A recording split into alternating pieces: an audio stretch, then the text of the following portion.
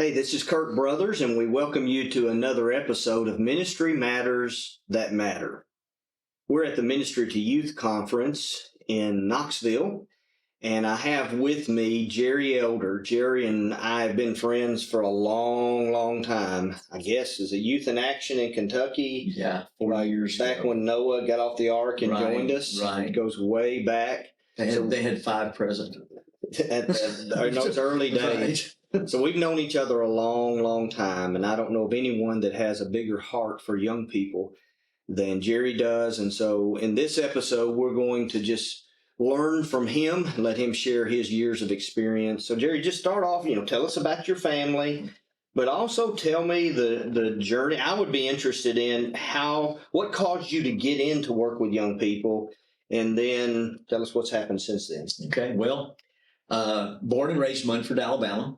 And the people that came through my family that were influences on me was Franklin Camp, Bobby Duncan, names that are passed on from this old world. But those were people there in my home congregation. Olin Warmack was another minister that was there. That's the congregation I grew up in. Mom and Dad, Dad was not in the church until I was in college. So raised by Mom. Great grandparents, my grandparents were heavy in my influential life of that, but the church as a whole was basically my family of helping me in my spiritual growth and spiritual life. When it came to making the decision what I wanted to do in life, I was going into the Air Force. I had the Air Force Academy down on the listing. I was ready to be already accepted. And then something in the back of my mind was telling me, why don't you see about this before you do this? So I moved to Anchorage, Alaska, and worked as a civil servant for 3 months, and realized within that 3 months, this was not what I wanted to do. I want to do something else with my life. So the preacher at the congregation at the time, I did not realize this, had really been teaching me behind the scenes to go into youth ministry. I was known as Junior at home, named after my dad. Junior, what's the young people doing tonight? I don't know. Why don't you bring them over to the house? Let's do a Devo over at the house. Okay. Hey, what are y'all doing tonight? You ever thought about just taking them out and going bowling? Yeah. Let's go play kick the cans. Let's play hide and seek. This is rural Alabama. Okay. Yeah, I got you.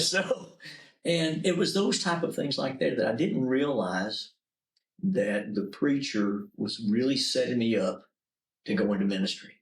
And when I decided no Air Force, it was like, okay. He says, you need to go one of 2 places. I said, what? He says, you need to go to Freed-Hardeman or you need to go to Memphis School of Preaching. He was a Memphis School of Preaching grad. My sister had gone to Alabama Christian at that time, now Faulkner, and I did not want to go where my sister had gone to school. Start your own path. Start my own path. But ended up at Freed-Hardeman, and it was weird because a lot of people think you know all about Christian schools.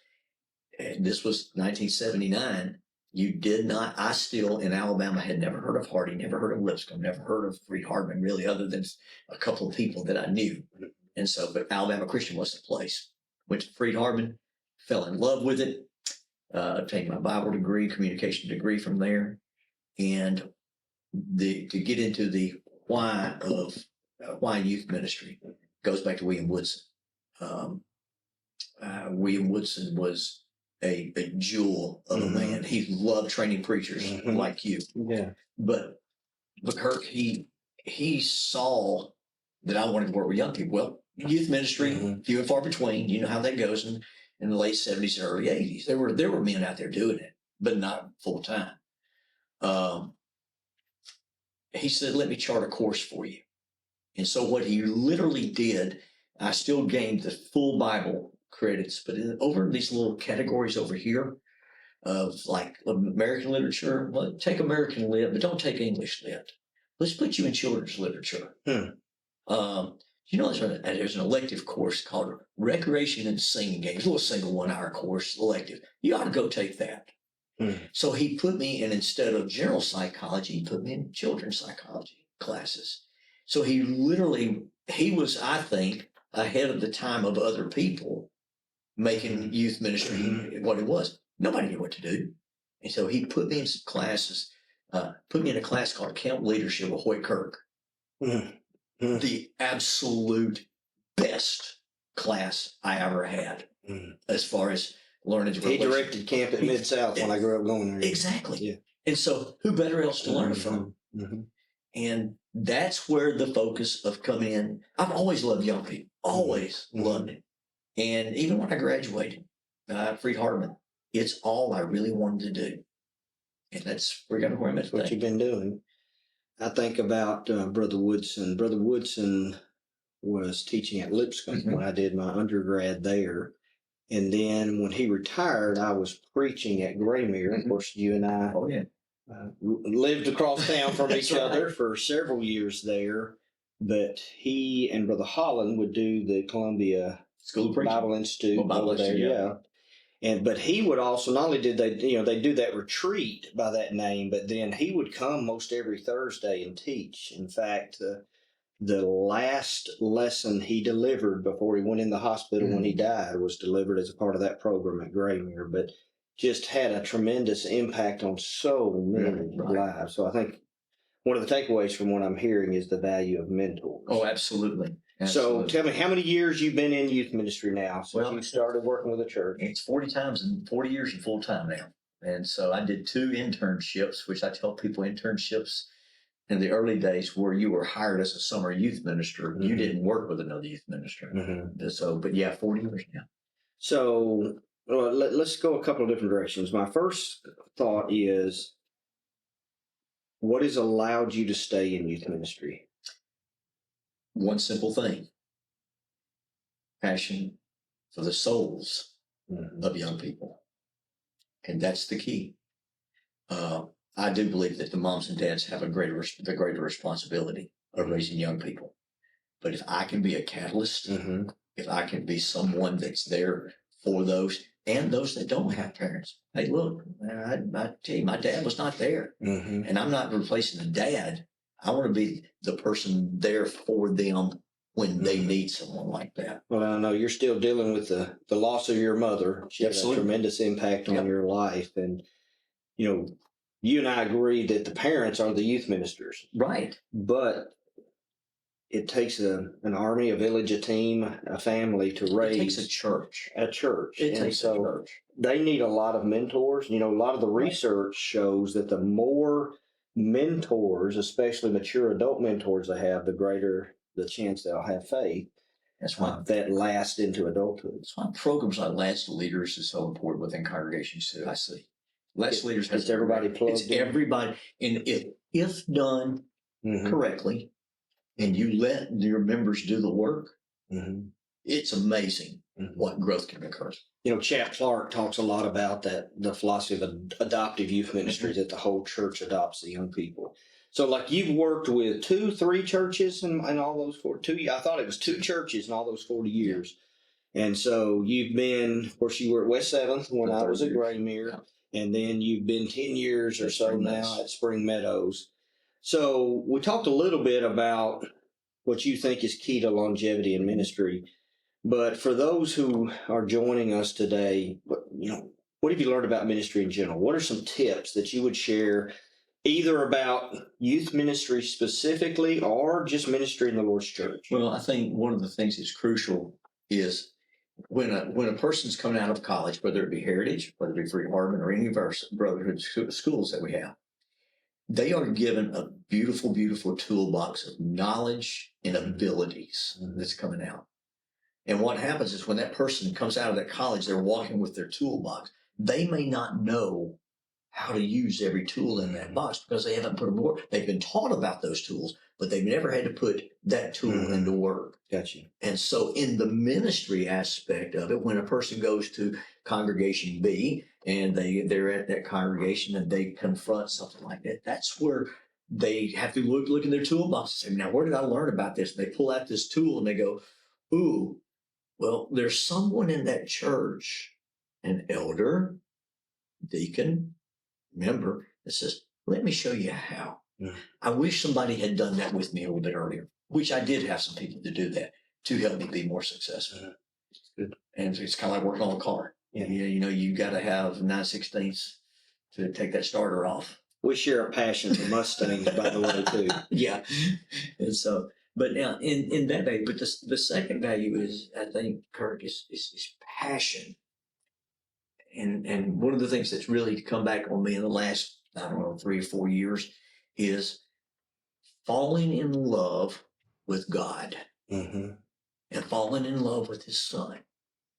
If you fall in love with God and his son, it is natural that you fall in love with the church that his son established. Yeah. And I'm not talking about some surface love. I'm talking about a deep, genuine love. And in turn of that, in your ministry, if you have that within your own heart, it's going to make your ministry far, far better. Because you go, I'm going to come to you as a person that needs Jesus and needs the Lord, and say, hey, look, let's talk about this and let's go together. Good. So talk to me, I know the importance of your girls in your life. So talk to me about, family and ministry. When Pam and I have been married 39 years, I've been coming up to 40. And so when we got married, I took her there. She said, I'm not married a preacher. I said, nope, you're not married a preacher. It's worse than that. You're married a minister. She was involved in the ministry in the very beginning, but she loves working. She loves working. And so she has her own work, and then our daughter came along. She was involved. Even at 6 months of age, she would go on what I would tell people, the big trips. But we had to raise a child. And the greatest thing about it was not only did the eldership understand the fact that we were now parents raising a child, the congregation knew. I've heard people say, well, they don't understand the fact that when I'm, I've got a child now, I need to be a family person. Well, we made the choice to go into ministry. And while things may change in ministry, the souls don't change. The 2 a.m. phone calls don't change for us. And your wife has to understand things like that. She gets it. You're going to be gone on a 3-day weekend to CYC, or you're going to go to EYC, or you're going to go to Horizons, and you're going to do 2 weeks of church camp. It consumes a lot of your life, and your spouse can be there with you. And thankfully, if they can, praise God for that. But if they're not going to be there with you, they have an understanding. It all boils back to this. Do you love God and do you love Jesus? If your spouse even loves God and loves Jesus, they understand it. But you do have to take the time and make that time. So you got, it takes a team. Yes. But you also, both of you have to buy into ministry. Absolutely. And you have to have a clear understanding between the two of you of how that's going to play out in your family. Right. That's exactly right. What trips am I going to go on? What trips am I not going to go on, etc. It's not an issue of loving God and loving you. It's just how do we do ministry, fitting our personalities and passions. So that's good. Yeah. One other thing I want you to share a little bit about, one of the things that you did in our community, you still do in your home there in Columbia, is, your garage Bible studies. Tell me the genesis of that. I've heard you talk about it in classes, the genesis of that and why it is so connective to young people. Why does it seem to work? Well, 21 years ago. Wow. 21 years ago, I had 6 kids came to me when I was at West 7. 6 of my starter kids, man, they were great. They said, Mr. Jerry, we love Bible studies at church building, but our friends won't come. Okay, why won't they come? Tell me why won't they? Well, what can I do? They won't come because it's at the church building. And I don't know if it was the stigma of the name on the sign. Remember, this is 21 years ago. Or what? I said, well, okay, we'll have it next week at the house. So we went to the house the very next week. Those same 6 kids came to the house. We had it inside the house. And I said, this is great. And then I have my Mustang that's sitting in my detached garage. And so one of the kids said, hey, I want to see the car. Walked out in the garage. And the garage is a bare bones, nothing, no heat, no AC garage. And one of my kids goes, dude, this is where we need to have the Bible study. And I looked at him like, no. And I said, yeah. And so I said, okay. So next week, sure enough, 8 kids, they said, mark it down. This is the place. And then they started signing their names on a door front at that time. It went from 6 to 12 to 20. The most we've had in the 21 years, we had 130 people there one night. Everybody packed inside of this garage, even outside the door. But it's a non-threatening. Mm-hmm. It's non-threatening. I don't advertise it as where it is a ministry of the church. It's a Bible study it's a garage Bible study at my house. And I always premise it, I said, if we study anything outside of this word, you can call me out on it. Mm-hmm. But I want the Bible to lead you to the Lord's church. Yeah. And it will. The key thing about it, Kirk, is the consistency. Mm-hmm. Every Monday night, 7 o'clock. There's a handful of times maybe throughout the year that we won't meet.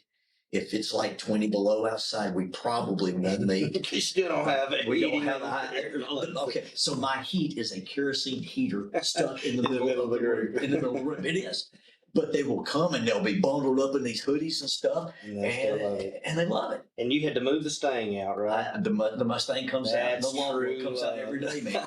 Hey, my wife calls mine precious. All I'll tell you this is I will move it out for the soul. That's right. So, one, I think, big takeaway from that is a lot of times we don't realize how scary our church buildings are to people. Right. That if you grew up in an environment where you worship with Christians, you're not intimidated by a church building, or maybe you're not intimidated by the place where you've worshiped before. Right. But for a lot of folks, it's just like anybody. When you go to a new place or it's strange, different, have different customs, it's a little bit scary. And so I think one of the beautiful things about that is it allows them to be exposed to God by removing the fear and the barriers that go with those formal meeting places. I had a young man to come in, and he knew I'm in the Lord's church, and he says to me, he goes, "I'm going to prove you wrong." I said, you know my thing. We study the Word of God. You will study together. He came every day, every Monday for a year. At the end of the year, at that year time, we're sitting there, time's over with, kids are mingling around. He comes up, he says, tears in his eyes, "Mr. Jerry," he says, "I've been trying to prove you wrong for a year. And all that I've heard is that the Bible is right." That's good. Became a Christian that night. He's faithful in the Lord's church. He's married. He's got family members. And, the Word of God is powerful and effective. Even in the garage. Jerry, thank you for spending time with us. Thank you, all of you, for spending time with us.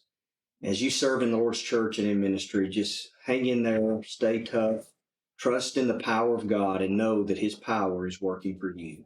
Thank you for joining us for another episode of Ministry Matters That Matter.